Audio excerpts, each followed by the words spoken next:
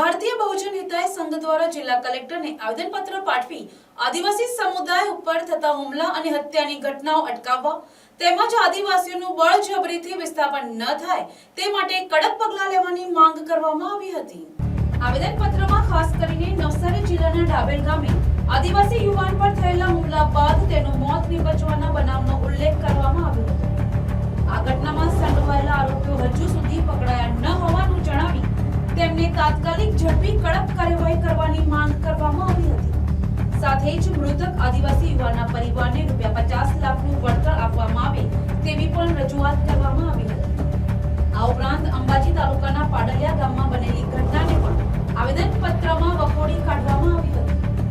સંગઠન દ્વારા આદિવાસી વિસ્તારોમાં સતત વધી રહેલા અન્યાય સામે તંત્રનું ધ્યાન દોરવામાં આવ્યું હતું। આવેદનપત્રમાં અરવલ્લી ગિરિમાળામાં ચાલી રહેલા માઇનિંગ કાર્યોને કારણે આદિવાસી સમાજના જીવન અને પર્યાવરણ પર અસર થતી હોવાનો ઉલ્લેખ કરી ત્યાંનું માઇનિંગ તાત્કાલિક અટકાવવાની પણ માંગ કરાઈ હતી।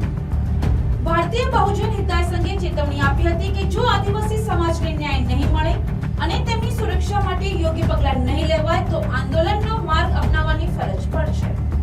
હું એડવોકેટ પરેશ કુમાર વાટવીચા દેશના કોઈને કોઈ ખૂણે આદિવાસી સમુદાય ઉપર જ્યારે અત્યાચારો થઈ રહ્યા છે, હુમલાઓ થઈ રહ્યા છે, આદિવાસીઓની હત્યા થઈ રહી છે અને શાસકોના પેટનું પાણી નથી હલી રહ્યું।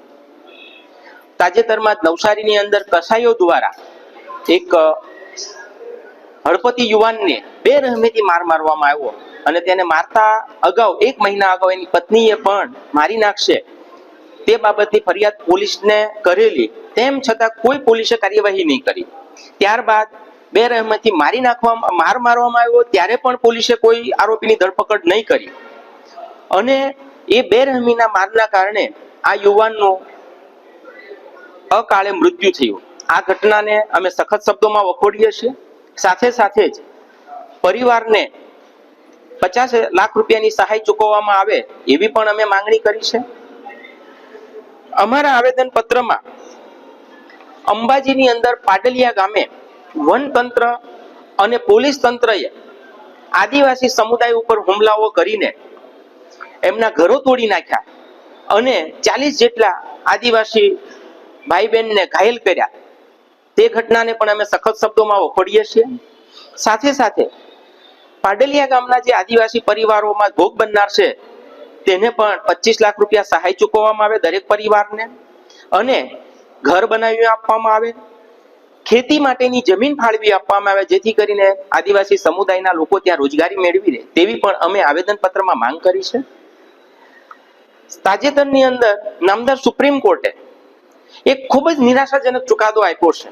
એ ચુકાદાના કારણે એના અર્થઘટનો ખોટા કરવામાં આવશે અને 300 મીટર કરતા ઓછી ઊંચાઈના જે અરવલ્લીના પર્વતમાળા જે વિશ્વની સૌથી જૂનામાં જૂની પર્વતમાળા છે, હિમાલય કરતા પણ જૂની પર્વતમાળા છે, એને નેસ્ત નાબૂદ કરી દેવા માટે સરકાર એનો ખજાનો લેશે અને વેપારીઓને ખજાનો વેચી દેશે અને આ ગિરિમાળાઓ સરકાર હવે ઘણું બધું વેચી દીધું છે। આ સરકારે હવે પર્વતો વેચી રહ્યા છે, એને અટકાવવા માટે સરકાર કાયદો બનાવે તેવી પણ માંગ કરી છે અને આ ગિરિમાળા તૂટતી બચાવવા માટે ઝુંબેશ ચલાવવામાં આવે એવી પણ અમે માંગ કરી છે।